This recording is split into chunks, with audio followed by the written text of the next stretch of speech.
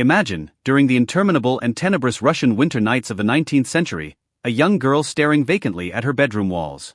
It was no ordinary wallpaper that met her gaze, but page after page of calculus lecture notes, pasted there by a father who had run out of conventional paper. Those obscure symbols and leaping formulas became the sole adornment of her childhood, the earliest brand upon the depths of her soul. She was Sofia Kovalovskaya, a genius destined for the annals of history, yet at that moment, she was a captive within the towering walls of her era. Tonight, by the soft pulse of the firelight, let us traverse the path of her true life through this story, one you need not labor to remember. She once orchestrated a sham marriage to seek knowledge abroad, became the first female professor in Northern Europe, and navigated the treacherous heart of political intrigue. Her life was not merely a logic of numbers, but a supreme gambit for freedom, gender equality, and dignity. How did a mathematician, who sought the divine within formulas, possess such a poignantly lyrical literary pen? Let us, on this tranquil night, journey back to an age of horse-drawn carriages and the scent of old newspapers, to see how she used her brilliance to shatter the permafrost of fate and the St. Petersburg of 1868. The sense of suffocation reached its zenith. For the women of the Russian high society, life was a predictable straight line: socializing, marriage, and procreation. Sophia's gaze, hungry for mathematical truth, was seen by her staid elders as nothing short of heterodox madness. Unable to secure her father's signature for an exit passport, she made a decision that sent tremors through her lineage. She orchestrated a convenience marriage with Vladimir Kovalevsky, a young paleontologist. This wedding lacked any tender confession. It was a cold contract of mutual non-interference, signed solely for the sake of liberty. As she stepped out of the cathedral draped in white lace, her heart held no bridal joy, only an unquenchable yearning for the laboratories of German universities far beyond the horizon.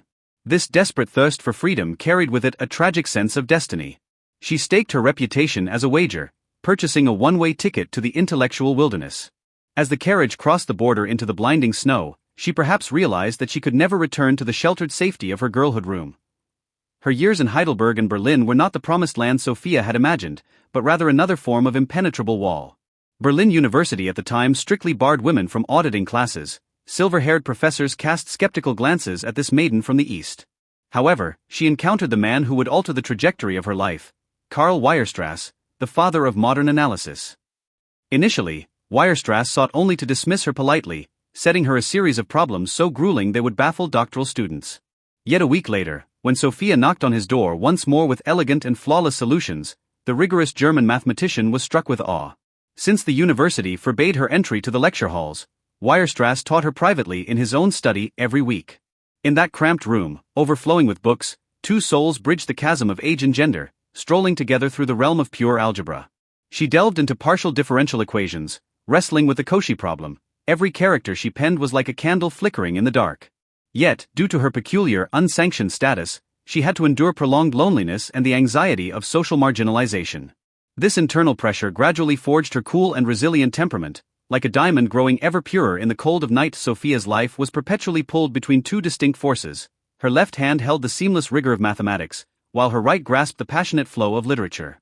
Even as she completed her celebrated thesis on partial differential equations and secured her doctorate from Göttingen, she never laid down her pen.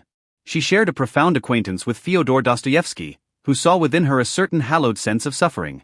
Sophia once wrote in her diary, "It is impossible to be a mathematician without being a poet in soul." In her literary works, she chronicled characters struggling within the intrigues of Tsarist Russia and the faint awakenings of the female self. This multidisciplinary brilliance allowed her to navigate Western European academic circles with poise, yet it also caused her to sink deeper into the quagmire of isolation. When her exceptional research earned her a full professorship at Stockholm University, the world looked on in wonder. She was the first woman in Northern Europe to attain such a seat. It was the radiant zenith of her life. However, the accolades of power often hid snares. She remained a rebel in the eyes of Russia and a specimen to be studied by the West. In the frigid Nordic winters, facing the harbor of Stockholm alone, she penned hybrid notes where memories of her homeland merged with complex equations. In 1888, Sophia faced the ultimate challenge of her career: the Borden Prize of the French Academy of Sciences. The task was to solve the problem of the rotation of a solid body around a fixed point, a hurdle in mechanics then considered nearly insurmountable. She poured her life's essence into the work, blending complex topology with algebraic analysis to creatively define the Kovalovskaya top.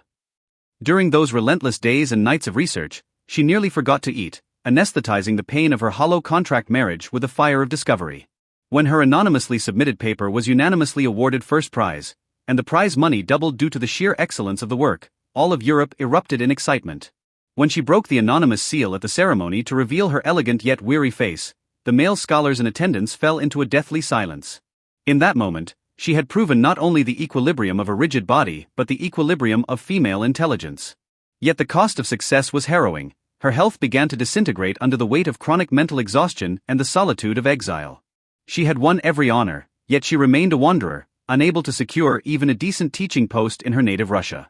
The limitations of the age began to harvest the life energy of this genius in a manner both tender and cruel. In 1891, a sudden bout of influenza struck down Sophia at the young age of 41. On that final winter night, the view outside was the familiar, frigid Nordic snowscape. It is said her last words were, "Too much happiness." Perhaps this was the most restrained yet powerful summary of her life of hardship. Her journey began with a sham wedding, but concluded with the most authentic of truths. She left behind more than a theorem bearing her name. She left a blueprint for the female breakthrough in the history of human civilization. Our story concludes tonight. Sofia Kovalovskaya has found eternal peace within the numerical universe she so loved. The formulas on the walls and the carriages racing through the snow have faded into the echoes of history.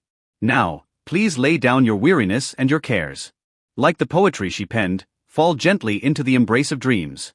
In that ocean of consciousness where no walls exist and no gender prejudice remains, you will find the purest freedom. Good night.